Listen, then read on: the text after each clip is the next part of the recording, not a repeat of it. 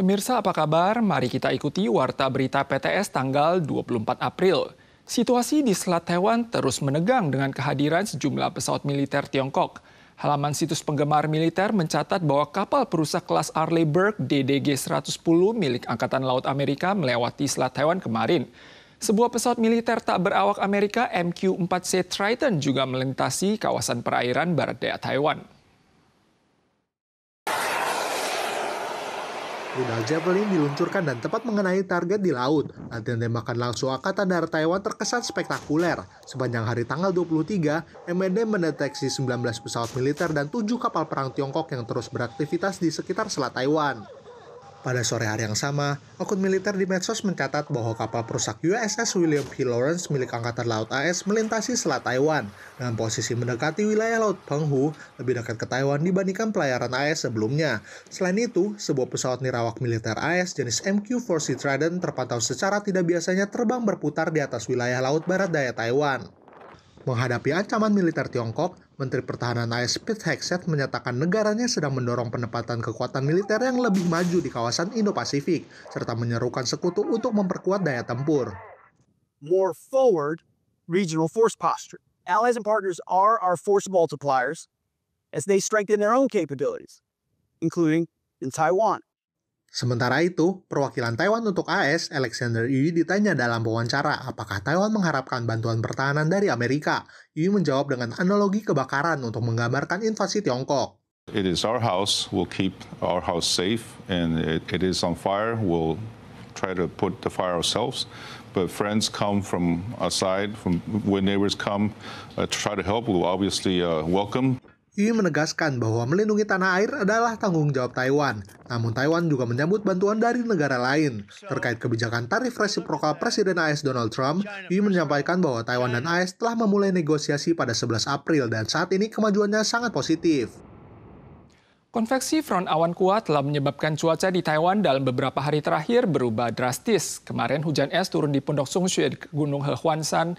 Sebuah angin puting beliung melanda kota Taufen di Miaoli, menyebabkan seorang pengendara motor terhempas. Selain itu, angin kencang juga tiba-tiba mengakibatkan sebuah truk besar yang diparkir di pinggir jalan terjungkir balik. Seorang pengendara bersama motornya tersapu hingga terjatuh ketika angin kencang tiba-tiba bertiup dari sawah di samping jalan. Atap seng dari rumah di dekatnya pun ikut terhempas.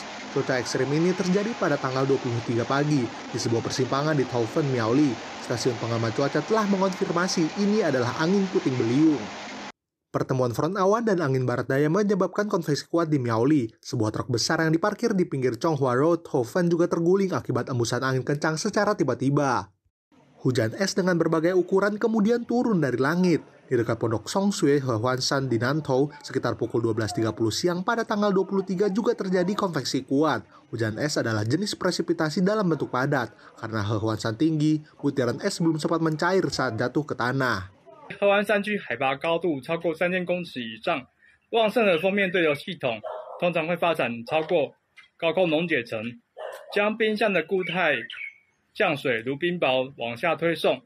Selama masa pengaruh front awan, hujan konvektif biasanya berkembang sangat cepat, disertai hujan petir seketika atau embusan angin kencang. Di daerah pegunungan atau rabung tinggi di Nantou, hujan es sangat mungkin terjadi. Masyarakat diimbau berhati-hati saat berkendara atau berjalan kaki. Tarif baru kereta TRC akan mulai diberlakukan tanggal 23 Juni dengan kenaikan rata-rata sebesar 26,8%. Misalnya tarif kereta Taipei Hualien akan dinaikkan dari $440 menjadi $583. Selain tarif baru, faktor keselamatan transportasi TRC juga menarik perhatian karena dalam 5 bulan terakhir telah terjadi 7 kali insiden kereta. Perusahaan TRC menaikkan harga tiket untuk pertama kalinya dalam 30 tahun.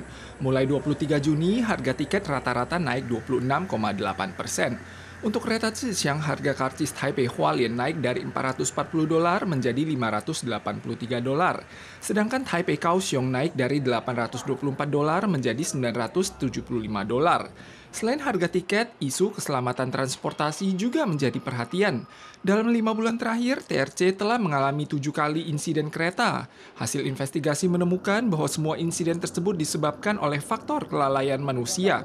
Mereka akan memperkuat manajemen resiko guna mencegah insiden serupa terulang kembali. Hingga Maret tahun ini, pihak kepolisian kota Taipei telah merazia lebih dari 7.900 kasus pengendara yang tidak mendahulukan pejalan kaki di persimpangan jalan. Seorang anak sekolah tertabrak motor saat berjalan di zebra cross di sebuah gang di Tonghu Road, kota Taipei kemarin. Walau ia kemudian beranjak, polisi tengah mempertimbangkan pemberian denda kepada pengendara motor karena tidak mendahulukan pejalan kaki di persimpangan jalan. Seorang anak laki-laki berdiri di pinggir jalan, melihat ada celah untuk menyeberang dan buru-buru melintas. Tiba-tiba sebuah sepeda motor datang tanpa melambat untuk memberi jalan dan langsung menabraknya. Setelahnya anak itu bangkit dan berjalan pergi, tetapi terus menoleh ke belakang sambil memegangi lututnya. Kecelakaan ini terjadi di sebuah gang di Tonghu Road, Taipei. Lokasi kejadian merupakan persimpangan jalan tanpa lalu lintas yang rawan kecelakaan. Pengendara itu juga membawa anak kecil di motornya. Keduanya jatuh dan terluka. Namun, karena tidak berhenti memberi jalan di persimpangan, polisi akan menyelidiki untuk menentukan apakah ia akan disanksi. Sebuah yayasan menganalisis bahwa salah satu risiko tertinggi di jalan bagi anak-anak adalah tertabrak kendaraan. 儿童的行人发生事故的话，70%都是以车辆为主要噪音。那车辆主要噪音的部分，第一个就是未依规定停让行人。Kepolisian Taipei mencatat 7.975 kasus penilangan pengendara yang tidak memberi jalan di persimpangan hingga Maret tahun ini. Namun, selain pengemudi, di Chonghe, New Taipei juga ada pejalan kaki yang menyeberang secara tidak tertib, menyebabkan pengendara motor terjatuh sendiri. Kesadaran setiap pengguna jalan harus ditingkatkan jika ingin menciptakan keselamatan jalan secara menyeluruh. Gempa dahsyat bermagnitudo 6,2 SR mengguncang Istanbul, Turkiye kemarin. Hingga kini telah tercatat lebih dari 50 gempa susulan. Tidak ada laporan terkait fasalitas, namun ada 151 orang yang mengalami cedera setelah melompat dari ketinggian karena takut.